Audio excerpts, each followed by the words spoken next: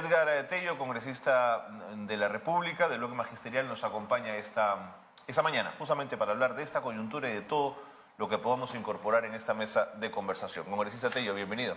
Buenos días, Carlos. Gracias por estar con nosotros. No, un gusto estar aquí en tu programa.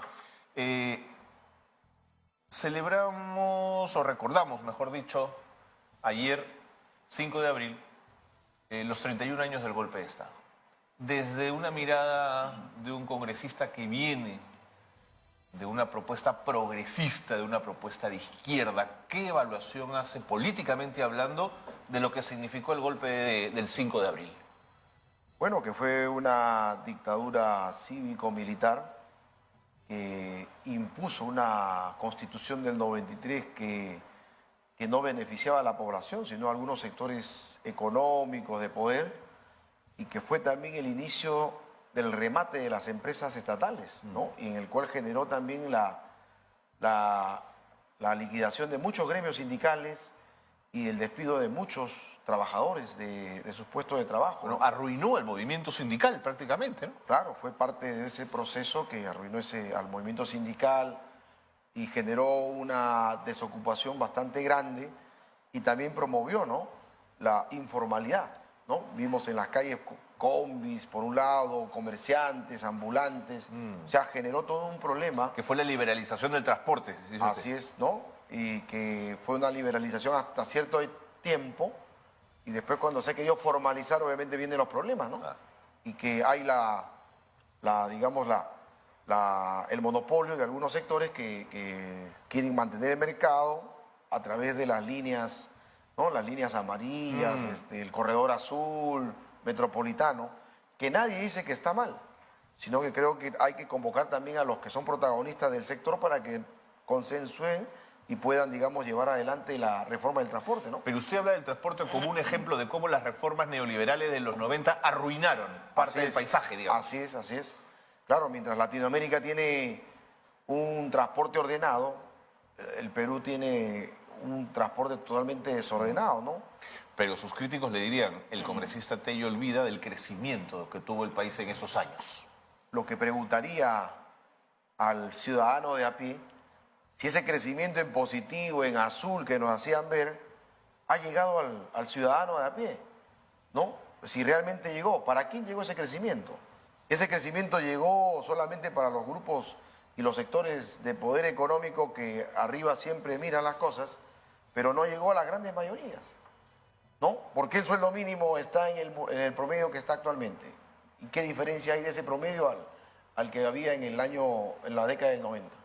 Entonces prácticamente no ha variado mucho, ¿no? Entonces eso es también una gran preocupación. Entonces la pregunta que haríamos también es, ¿cuál es el éxito de mantener este marco legal constitucional de la Constitución del 93 si lejos de acortar las brechas de desigualdad las ha hecho crecer? Y hay un abandono total, ¿no? Porque vemos aquí en Lima nada más.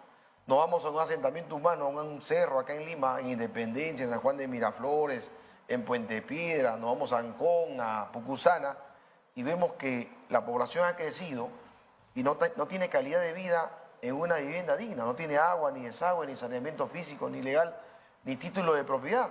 En la región es igual. Entonces la pregunta es, ¿dónde se fue ese crecimiento? Así como repudiamos el golpe del 5 de abril, ¿repudiamos el del 7 de diciembre?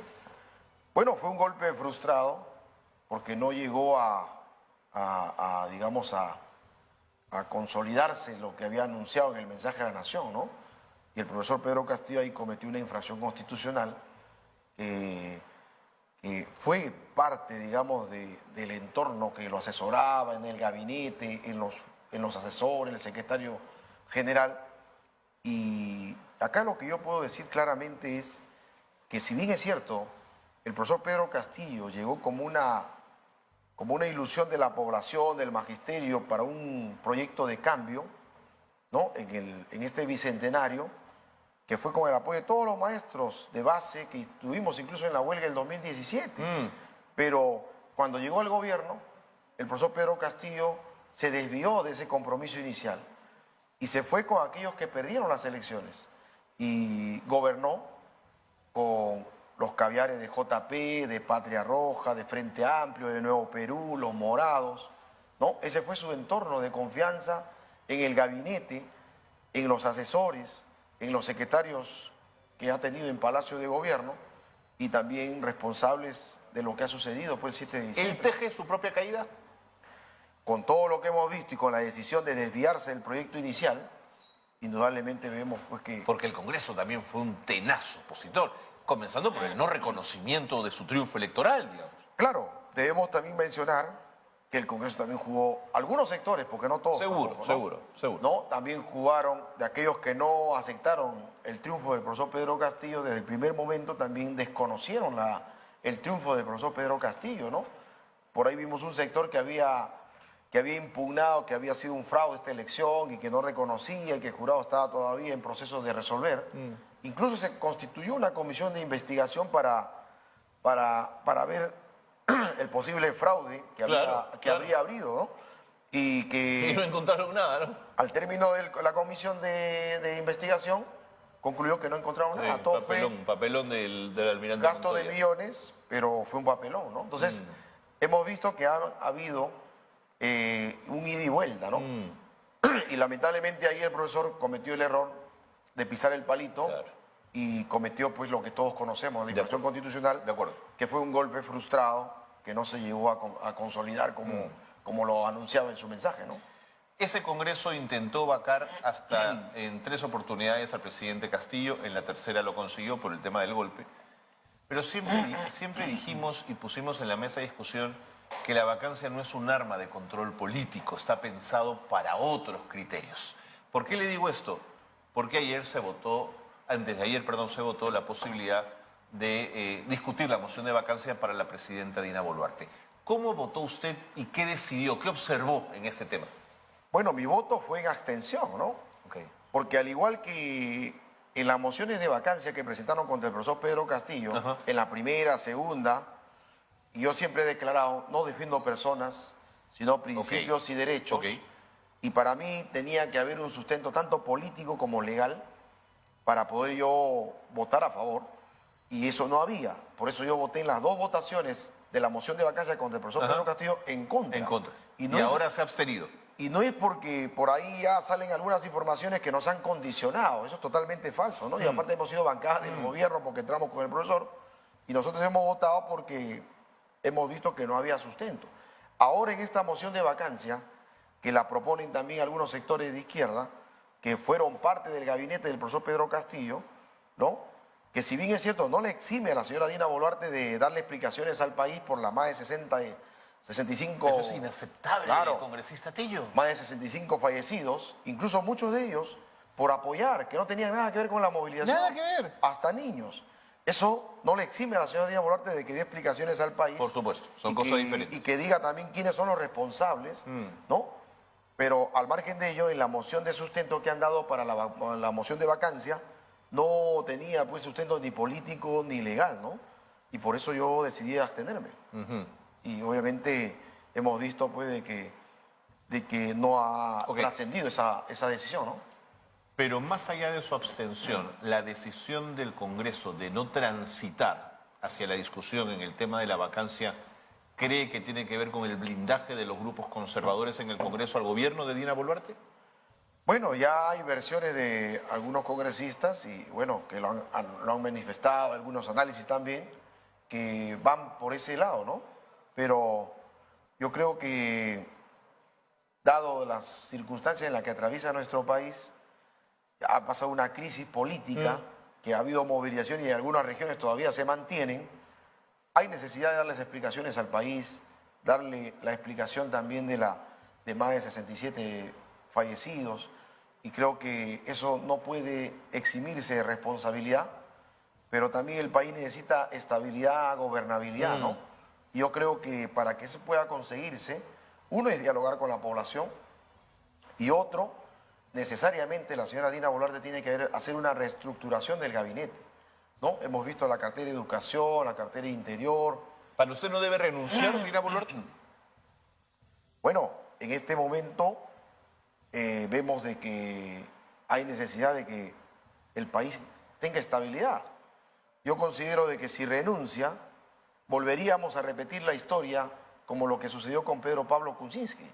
¿no? Luego entra Vizcarra, Vizcarra cierra el Congreso, convoca elecciones nuevamente complementarias, ¿no? Entra Sagasti y la pregunta es, ¿qué ha solucionado ese adelanto de elecciones, la renuncia del señor PPK a la crisis del país? Por el contrario, ha profundizado. Lo que aquí se requiere, urgente, es que esta crisis ya no debe quedar pues como una bola de nieve que va creciendo en cada gestión, sino si queremos realmente solucionar esta crisis, debemos incorporar también a la población. Y la manera de incorporar a la población es llamando a cualquier formato de adelanto de elecciones que se pretenda hacer, incorporar la consulta popular a un referéndum de asamblea constituyente. No quieren, pues los conservas no quieren, eso no. Claro, no quieren, pero sería incorporar a la población si realmente queremos solucionar la crisis que atraviesa nuestro país. Si no, vamos a tener una crisis cíclica. Pero me parece una paradoja, me parece curioso que usted sostenga que Dina Boluarte puede garantizarnos estabilidad en los próximos 2 años. Se lo digo porque si algo le demanda a la población a Dina Boluarte no solo son los muertos, por supuesto, sino la traición al gobierno de Pedro Castillo, a la persona de Pedro Castillo. Ella juraba, en cuanto Consejo de Ministros sabía, que iba a acompañar a Castillo hasta el final y lo traicionó a la primera de cambio. Dina Dinamita se olvidó de ser dinamita, digamos. Claro, ya eso será parte de la conciencia de la señora Dina Boluarte, que tendrá que responder, ¿no?, a aclarar ese tema. Pero usted ve en ella estabilidad. Pero lo que sí no podemos negar, que ella está ahí porque el profesor Pedro Castillo cometió la infracción. Sí, constitucionalmente ¿no? le corresponde. Y le correspondía a ella asumir, sí, claro. digamos, en este proceso, le corresponde por sucesión constitucional seguro, estar ahí, ¿no? Seguro, eso sí. Entonces, no le quedaba otra, y otra cosa era de la decisión que ella también tome al respecto. Ella pudo haber renunciado también en ese momento. Si soy tan leal a mi presidente, me voy con él, ¿no? Claro, por eso le digo, ya eso tendrá que responder la señora Dina Boluarte en algún momento que ya usted también le invite, ¿no? Pero ¿usted cree? Bueno, la invitaremos. Mirta Vázquez acaba de publicar en Twitter que está muy sorprendida por la decisión del Congreso de incorporarla en una investigación por algo ocurrido en el 2022, cuando ya ella ni siquiera era ministra de Estado. ¿A dónde quiero ir? ¿No hay desde el Congreso de la República sectores con sangre en el ojo que están buscando venganza de todo lo que significó el gobierno de Pedro Castillo? Bueno, yo creo que de ser así estaríamos muy mal, ¿no? Estaríamos en una cacería de brujas contra todos. Eso temo. Contra todos. Eso porque el que habla también no tiene nada que ver en este proceso de los niños, ¿no? Y nos han ampliado a la bancada del bloque magisterial, ¿no? Entonces, así es, ¿no? por eso le digo, ¿no? Tampoco tengo nada y absolutamente a mí me vinculan porque hemos compartido luchas con el profesor Pedro Castillo, ¿no? Luchas del 2017, la huelga más grande, pero eso no exime que cada uno tenga sus responsabilidades individuales, por supuesto. ¿no? Él en el Ejecutivo con su propia agenda, el que habla en el Legislativo con mi propia agenda, con atención de las demandas sociales por las cuales también hemos ingresado nosotros, bueno. Entonces, pero no quiere decir que porque hemos sido como bancada y como lo han hecho en todos los gobiernos, la bancada del gobierno, cuando lo citan al Palacio, va a coordinar, y no va a coordinar cosas que están bajo la mesa, sino va a coordinar las demandas sociales por las cuales la población, el magisterio, ha depositado la confianza en nosotros. Entonces creo que ahí habría un error, yo quiero llamarlo así, ¿no?, de estar generando una persecución, una cacería de brujas contra... Yo creo que van por ustedes, ¿eh? Contra todos. Van por y ustedes. creo que eso ya no sería democrático, ¿no? Sería usar el poder para poder prácticamente demoler al opositor. Tengo una sensación, es un run run que corre, viene de muchas voces con las que he podido conversar, que viven en los sectores urbanos marginales de Lima, que se está escuchando la voz Aníbal Torres. Él es el hombre, a él hay que apoyarlo. En fin, no sé si mi muestra es suficientemente representativa como para sentir que esto puede crecer. ¿Qué opinión le merece a Aníbal Torres su gestión y la posibilidad de que encabece una propuesta progresista si llegamos a elecciones en el 2026? Bueno, de propuesta progresista lo veo muy lejos. Ok. Porque él fue uno de los que generó la polarización del gobierno del profesor Pedro Castillo con el Ejecutivo, ¿no? Y lo hizo también enfrentarse, no existiendo el camino legal de agotar pues, las cuestiones de confianza para luego tomar la decisión de cerrar el Congreso, ¿no? Por lo menos, Le faltó ahí manejo político, entonces. claro, entonces eso y lo otro, ¿no? Que la opinión pública también podrá evaluar y sacar sus conclusiones, es que si la teoría que se manifiesta es de que el profesor Pedro Castillo, teniendo inmunidad, no podían detenerlo, habían cometido un abuso de autoridad contra él. Y, Que es la tesis de la defensa, ¿no? De la defensa de claro, Castillo. entonces la pregunta es si Aníbal Torres, que estaba a su lado, y Ya no era premier. se presentó como su abogado, ¿por qué firmó entonces la entrega del profesor Pedro Castillo? Y, o sea, ¿por qué firmó la entrega para que lo lleven a Barbadillo? Entonces, algo que tendrá que explicarlo, ¿no? Tendrá que decirnos. Pero se imagina a Aníbal Torres negándose, claro, haciendo una cuestión ahí grande, ¿no? Peleando. Pero eso lo ha visto todo el país, ¿no? No sé si vieron las imágenes. Claro, todo el país lo ha visto, que estaba ahí firmando el acta para que lo trasladen al profesor Pedro Castillo al RIMA y de ahí a la DIROES. Pero los consejos descentralizados, que pueden gustarnos o no, que Aníbal Torres promocionó durante su mandato, ampliaron la base social y política de Castillo.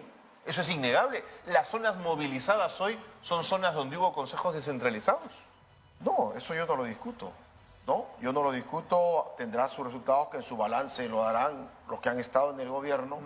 No, yo no he estado en el gobierno, por eso no podría opinar sobre eso, pero los que han estado de manera directa darán su balance sobre lo que han hecho y será parte pues, de... Pero en tal caso, ¿no ve usted ahí una opción progresista? ¿No la siente como posible?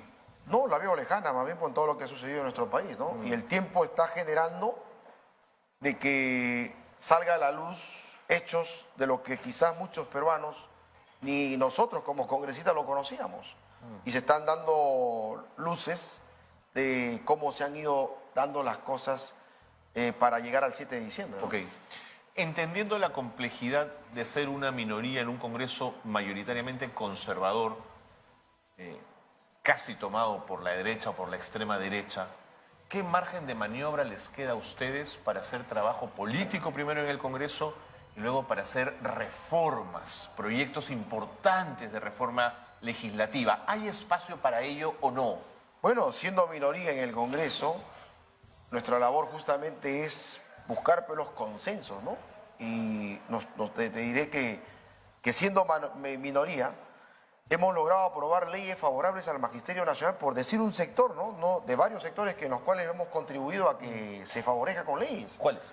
La CTS al 100%, por ejemplo, para el Magisterio Nacional, nombrado, contratado y auxiliares de educación. Entonces, hemos logrado que esa ley se apruebe de manera consensuada con todas las bancadas. Y no porque todas las bancadas aprueban esa ley de manera unánime, van a decir que somos fujimoristas. Yo sé que usted no va a estar de acuerdo conmigo en esto, pero no hay que dejar de reconocer que esa fue también una larga pelea y una larga exigencia del SUTEP, ¿no? Bueno, Yo sé que ustedes tienen otra línea, por eso lo planteo así. bueno, le aclaro en todo caso, ¿no? Miren, al interior del magisterio hemos venido, si eso fuese cierto, cuando han tenido convocatorias masivas el SUTE, ¿por qué no lo ha logrado? Si el SUTE era, hasta el año 2003, el SUTE era el único. ¿Y por qué no ha logrado conquistas, digamos, realmente reivindicativas para el magisterio? El año 2003 nace ya el sindicato alternativo, que es el Comité Nacional de Reorientación y Reconstitución, que no es el Movadef, porque lo que han hecho es estigmatizar que es el Movadef. No, muchos gremios sindicales de Lima y de las regiones vieron como una alternativa organizarse en un gremio alternativo, porque como sindicato, y no como movimiento terrorista, que Sendero Luminoso, no, sino desde ahí porque había un abandono y un compadrazgo, digamos, con el gobierno de Alberto Fujimori, donde empezaban a tejer ya las leyes neoliberales contra la educación y contra el magisterio, porque ahí se aprobó, prácticamente le hago recordar que en la década del 90, el señor César Paredes Canto, vicepresidente del señor Alberto Fujimori, ¿no? Fue militante de Patria Roja, o sea, hubo un cogobierno entre Patria Roja y el Fujimorismo en la década del 90. No, pero yo recuerdo las peleas de Olmedo Auris, por ejemplo, peleando contra un sistema duro, ¿no? Y todos los secretarios generales del SUTEP que vinieron después, que dieron la pelea en un contexto bien difícil, ¿eh? Pero a partir de esa convivencia no han sido logros para el magisterio, sino para este sector, nada más que y aquí te voy a ser, digamos, franco, lo que se han dedicado es a proteger la derrama magisterial y no los intereses del magisterio. Y por eso del 2003 se da la gran huelga donde también ahí recordaremos, el SUTE decía, no hay condiciones, los maestros ya no quieren huelga, los maestros quieren trabajar, quieren calidad. Y esta huelga fue impulsada desde las regiones en el año 2003. Luego el año 2004 no tuvo el ascenso que se esperaba, pero 4 regiones hicieron sentar al gobierno de Toledo y firmaron un acta para que frenen la racionalización. Y ahí vino el 2007, que se aprobó la ley de carrera pública magisterial 29062, que fue ya obra con el gobierno del APRA, ¿no? Y en la cual fracasó porque hubo una campaña de resistencia, ¿no? Y luego ya la otra ley que trabajaron consensuadamente con el SUTE fue la ley de reforma magisterial, que no es una ley meritocrática, es una ley de disciplinamiento, ¿no? De castigo. No, sí es meritocrática, Sergio. No, pero ¿cómo va a ser meritocrática? Sí, vamos. Que postulemos a... Todo a el magisterio ha entrado ahí. Bueno, porque ya No han resistido, digamos. estaba económicamente ahogado, pues con 1.243 soles que ganaba un maestro. Obviamente, ¿cómo no va a querer ingresar? Y ha habido discriminación, ¿por qué? Porque ¿cómo va a haber 5 vacantes para postular a la tercera, cuarta escala? ¿No? Entonces, indudablemente ha habido... De acuerdo. Y la última huelga, la del 2000, sí. volviendo al tema, al 2017 justamente el magisterio ya se levanta y genera esta gran movilización de las bases regionales, en ese momento del SUTE, hoy la FENATE Tomándose Perú, fotos y abrazándose con Fuerza Popular, ¿no es cierto? con todas las bancadas. Que el Ministerio Popular, el Ministerio Público ha dicho que es una organización criminal y ustedes se tomaron las fotos de lo más contento con ella. Eran autoridades y teníamos que conversar con todas las Señor bancadas. Tello, gracias por venir. No, yo sé, hay muchos temas. Un gusto discutir con usted. Y quería... En buenos términos. La ley de la CTS al 100%, por Sí. ejemplo, hemos tenido que conversar con todas las bancadas. Fue aprobada Fue por por todas las consenso. bancadas. De acuerdo. Claro, Está bien. tuvo el fujimorismo, Importante. toda la bancada, la derecha y la izquierda, pero a favor de los maestros. Le agradezco mucho. Muchas gracias. Nuevamente. Véngase Hay cuando mucho- quiera hay mucho que para conversar, seguir- pero... Seguiremos conversando. Muchas gracias.